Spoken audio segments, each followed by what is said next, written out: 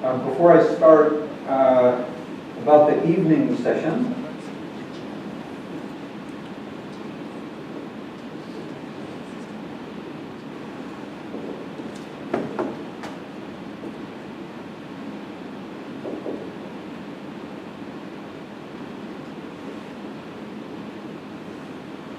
What's it called? The breakfast area.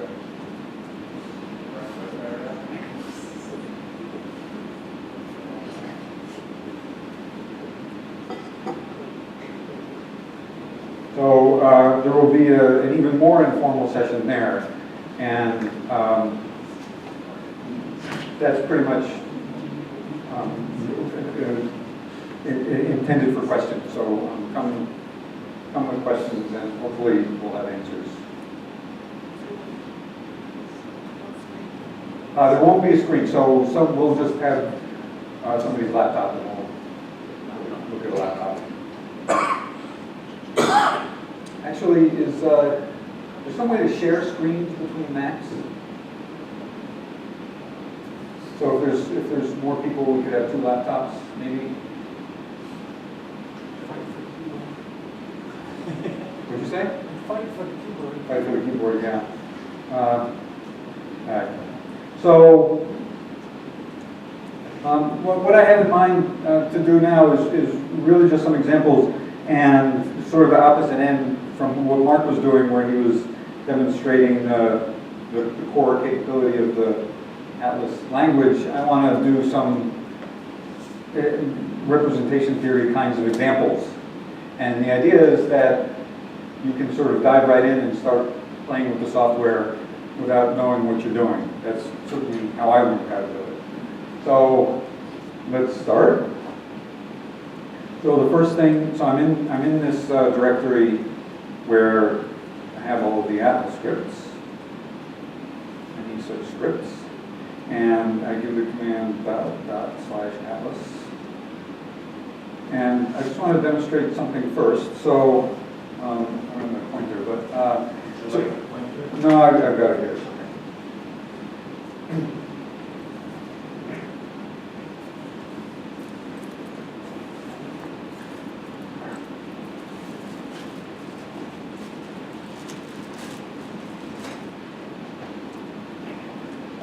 So occasionally we're going to ask you what version of Atlas you're running, and just launch it, and this is usually the number that we care about.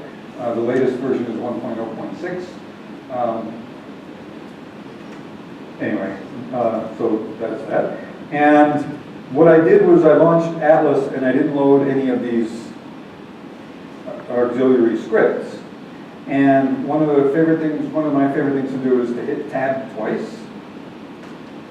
And it says all 226 possibilities. So that means it's trying to complete on the empty string. And so it knows 226 things. And that's the basic, all of these things are built into Atlas. And there they are. So you see there's a bunch of these operations. There's some basic commands, various sorts. There's you can ask about these things, but that's everything that's built into Atlas, completely independent of the scripts. Okay? So, for example, if you want to know, well, let me just leave it at that. Now I'm going to load. I recommend that you load all of the scripts, and the syntax for that is less than, and then all. If you wanted to give the complete file name, all is shorthand for all.at, but you don't need the suffix. So I just load all, and it reports on everything that it did, which is hundreds and hundreds of lines of definitions that it imported. And now, if I do tab, I see that there are now 1,429 things that have been refined. So, how many were there before? 200 something. So, 1,200 of these are defined in the scripts. That's only listing identifiers. you have the same function defined 3 times, you don't transfer one. Ah, yes. So what Mark's pointing out is that many of these functions have multiple versions.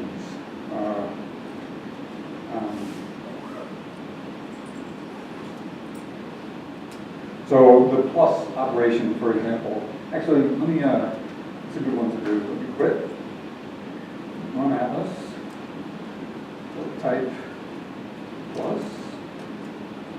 So in the Atlas software itself, the built-in plus command has all these different definitions. So obviously you can add 2 integers and get an integer, add a rational and an integer and get a rational, add 2 rationals, add 2 vectors. These are all, you can add a matrix and an integer. The identity matrix, right. So this is the matrix plus the identity matrix. In the order, you can add 2 matrices, and then a little more sophisticated things at the bottom. But now if I load all and do this, now there are many more that have been defined.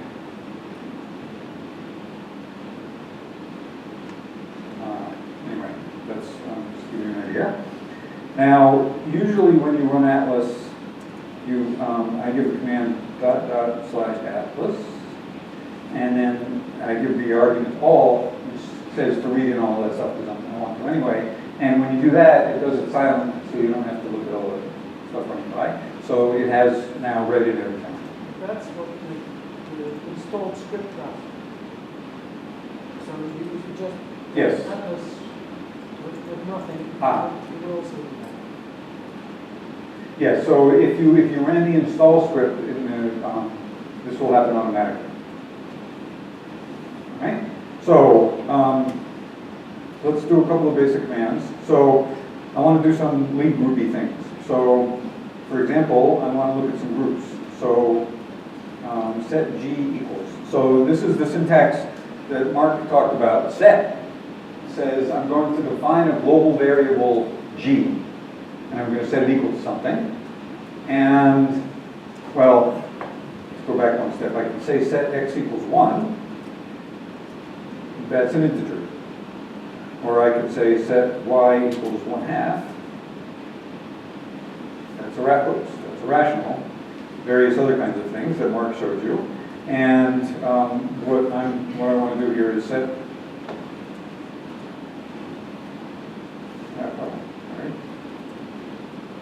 set G equal SL to R. So this variable now is set to, its type is real form.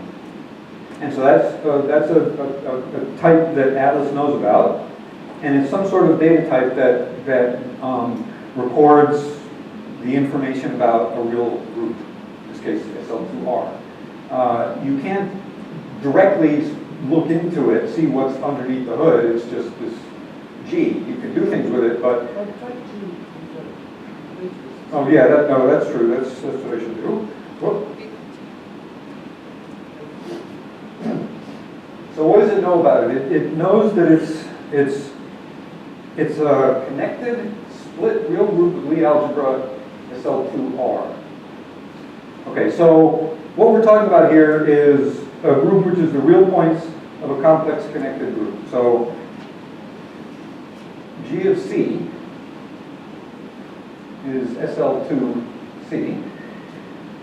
And how do you describe a real group? Well, there are various levels of detail that you could ask for. The first thing you could ask for is the complex Lie algebra. G, which is to say G of C, is SL2C. And now if you have a real group, for example, G of R, you can ask for its real Lie algebra. And that doesn't completely determine the group, but it tells you something. And that's the very last piece of information here, it says this is a group where the Lie algebra of this group is the Lie algebra SL2R, the real Lie algebra SL2R. Now that doesn't completely determine it. So what are all of the groups? Question. What are all of the real reductive groups? In our setting, what I mean is the real forms of SL2C such that the Lie algebra of GR is equal to SL2R. So in other words, that very last thing, it's telling you the real Lie algebra. Do you completely know the group? And if not, how close do you know it? Well, one answer is the group SL2R. And the question is, are there any others? Anyone? Anyone outside of the cognoscenti?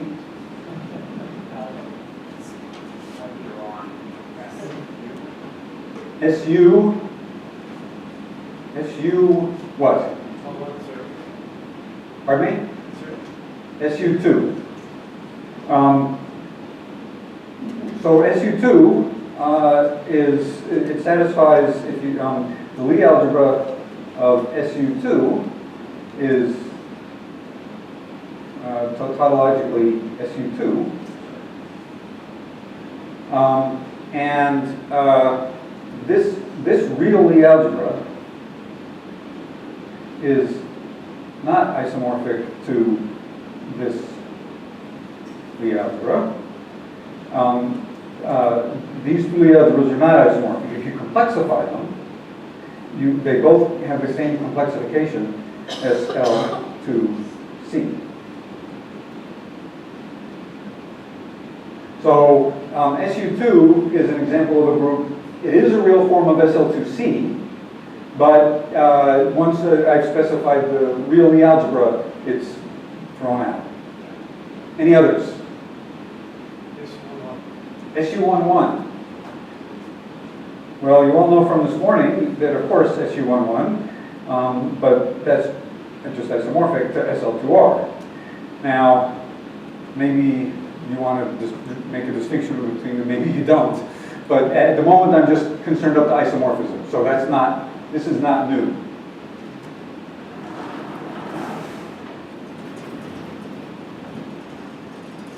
Anyone else? Whatever its simply connected cover is. That's an excellent question. Whatever its simply connected cover is. So there's SL2R, simply connected cover of this. Yeah, so SL2R, the maximal compact is S1.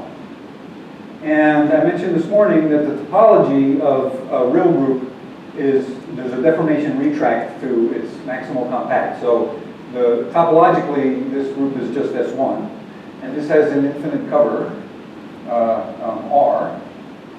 And the simply connected cover of SL2R there's an exact sequence. 1 goes to Z, goes to SL2R, simply connected, goes to SL2R, goes to 1, and contained in here is S1, contained in here is R, and this is definitely an interesting real Lie group. However, it's not an algebraic group. It's not the real points of a connected complex algebraic group. This group does not embed, there's no injection of this group into GLNC. SL2R, so simply connected, does not embed in GLNC for any N. So it's an excellent question. It's a very good group, but it's not one of the Atlas groups. It's a good homework problem for a Lie group, of course. Well, it's an excellent problem to show that even if you take the twofold cover, it's not a matrix group. Okay, anybody else? PSL2. Now, what do you mean by PSL2?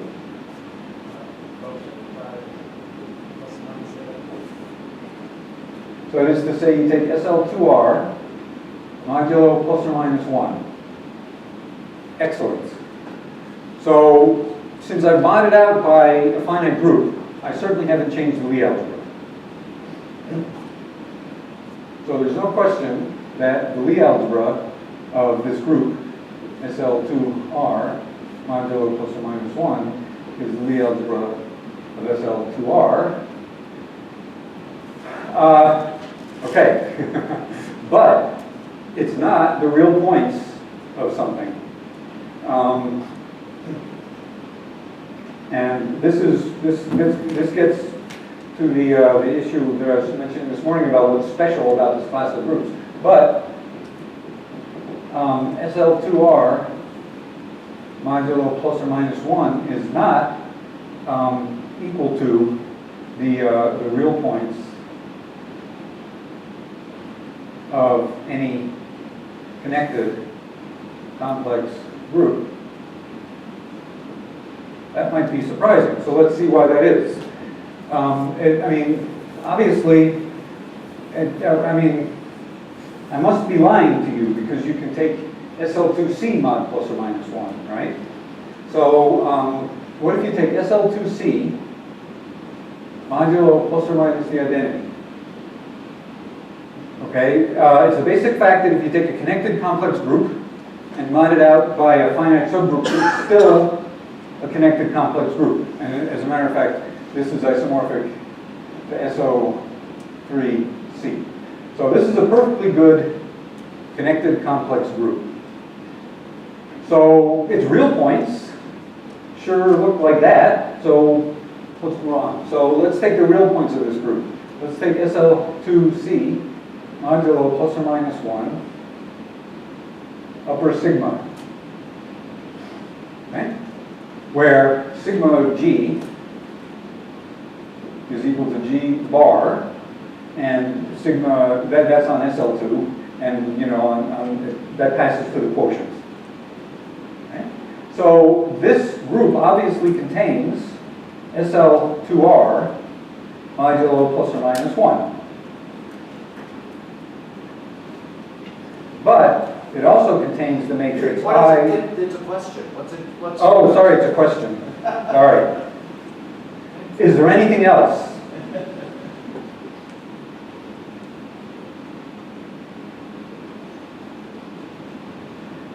I suppose it's the complex matrices which under sigma go to minus and so on. Absolutely. If you have a complex matrix which under sigma goes to minus itself, that's in here. So for example, the matrix I, 0, 0, minus I.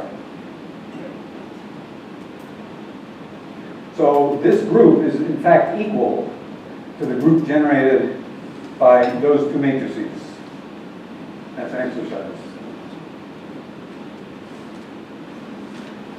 And in particular, it's not connected.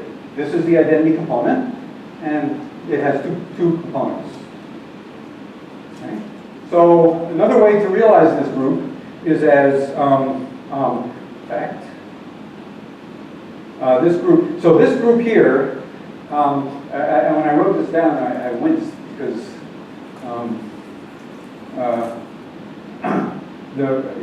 in the algebraic groups world. Well, let me just say here. SL2C modulo plus or minus 1 upper sigma is isomorphic to SO21. SO21 is the 3x3 real matrices which preserve a invariant form of signature 2-1. And determinant 1. And have determinant 1, thank you. And this group is by definition PSL2R. So, well, I don't want to put in quotes. In the algebraic groups world, PSO2R means this real group as opposed to what you might think it means, which is this quotient.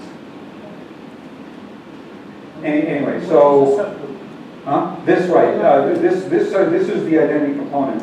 This contains SL2R modulo plus or minus 1 as the identity component.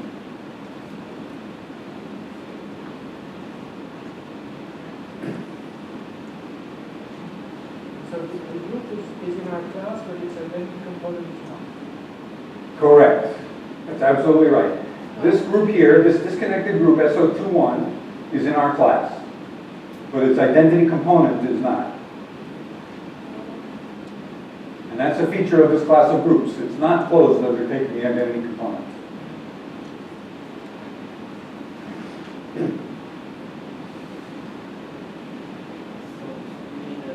That's the correct definition of PSL. So this is the algebraic groups definition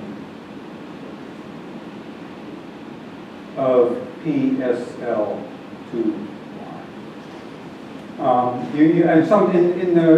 If somebody's writing in sort of the context of Lie groups, they might well write PSL2 for this quotient over here. But if you're in the language of algebraic groups, that's the definition. It's the real points of PSL2C. And this group, after all, is PSL2C. And if you say it that way, what is PSL2? Obviously, it's the real points of, obviously, PSL2R is the real points of PSL2C. Maybe it's not obvious, but that's true. All right? Okay, so now that's, now are these two groups isomorphic? Certainly not, because SL2R is connected and PSL2R is not. SL2R and PSL2R, this is isomorphic to SO21. So those are two groups with the same real Lie algebra. Yes?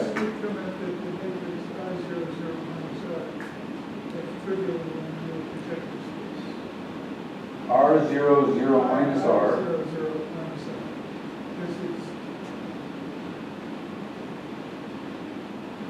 This matrix? I. The one you wrote. I. Oh, I, sorry. I, or 1, 0, 0, minus 1, this guy? What? The matrix you wrote, I, 0, minus I. Joe points out that it acts trivially on... Oh, this matrix, This acts, trivially on real projective space. You're starting to common projectors yes, in your groups. absolutely, I agree. Yep. Okay, well, it turns out that's it. Actually, the question you wrote up there, Yes. It's not a very common SL2C. Oh, did I say it?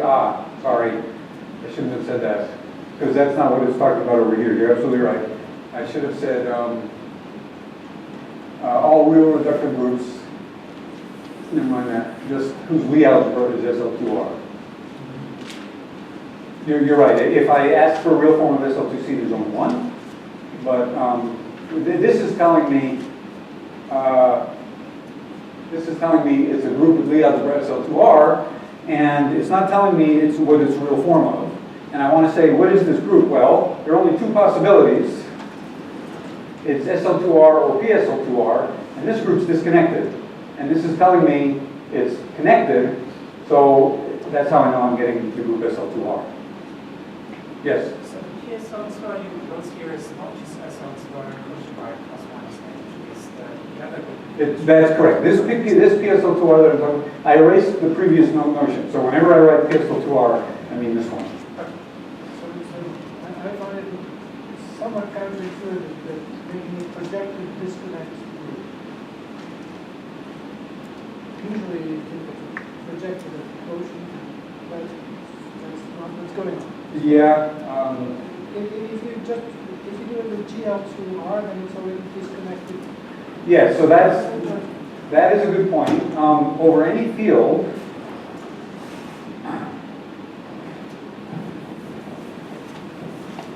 The GL, the fact that things are fine for GL is one of the reasons that people are not so clear on what the P should mean. right. So over any field F, there's the group PSL 2F, or let's just do N. There's PSL NF, and there's another group PGL NF. And what's the difference between these, if any? They have different dimensions.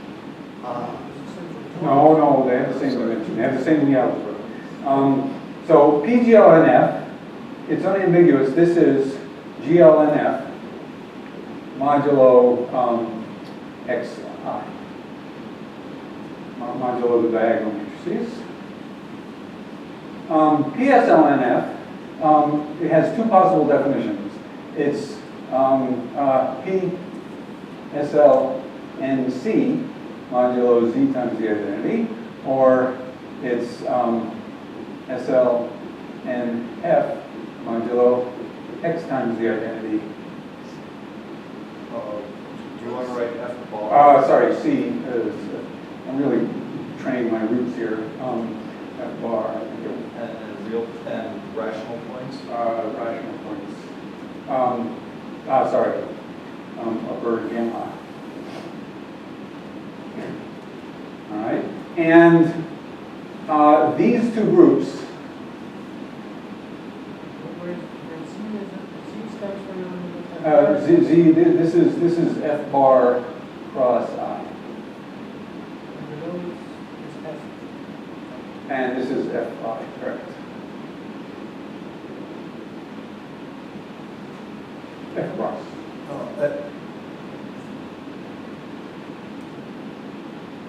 And these two groups are always isomorphic.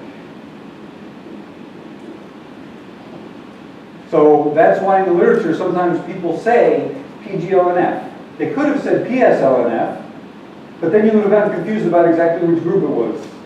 If they say PGLNF, then it's unambiguous. To erase the B on the top. Yes. Yes. Thank you.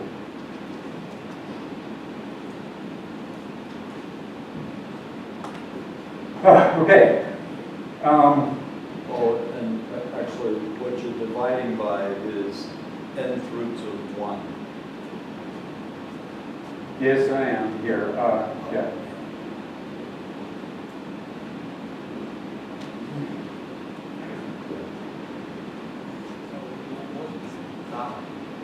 The Galois group of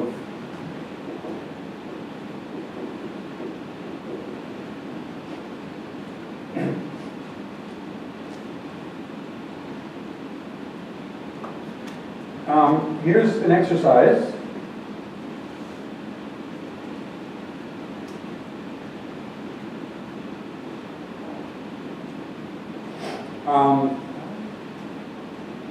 SL3R is isomorphic to PSL3R.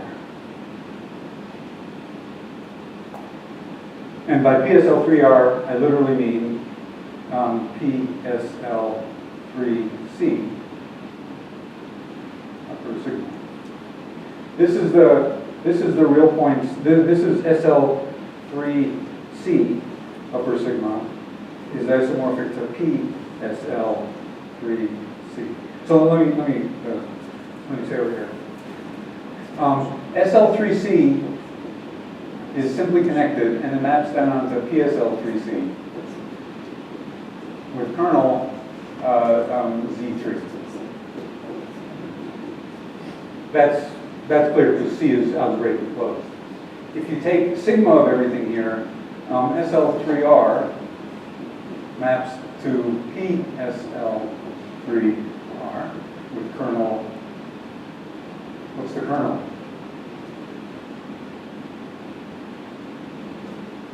1. Because none of these, oh, the only matrix which is real is the identity, and this map is surjective. So this is a very weird thing. You have the simply connected group. This is G simply connected. And this is the adjoint group. And those groups are definitely not isomorphic, but their real points are. And I call this a bad exercise because it's a weird isomorphism. In the Athens world, they are the same group, or? No, I mean,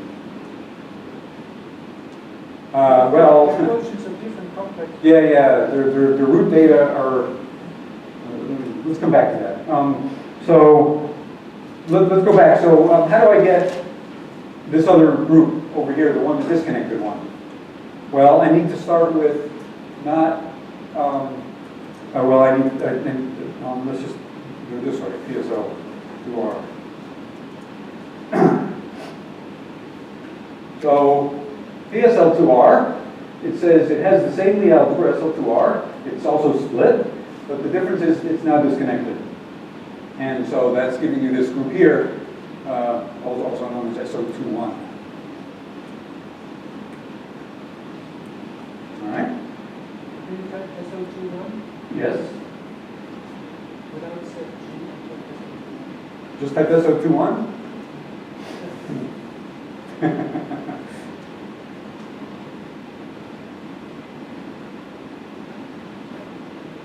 Does Atlas do equality tests for real groups, real forms? Yeah, but Well, it depends what you mean by that. it does. It does give you an answer, but it's not correct. Well, Anyway, it doesn't. So I'll do a better example. But it actually, if you type SO21. Oh, it does know G equals G. But type SO21 equals SO21 and you'll say false.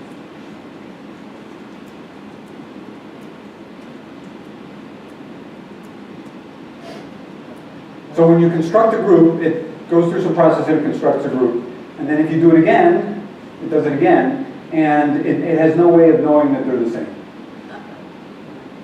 That's so funny. It has a way of knowing what it does with. Well, yeah. Okay. So basically, you can only test within a given inner class. The point is SO2R built its inner class on the fly. Right. The other one builds another inner class. Not the same. So what's G? So the real forms of G is an array consisting of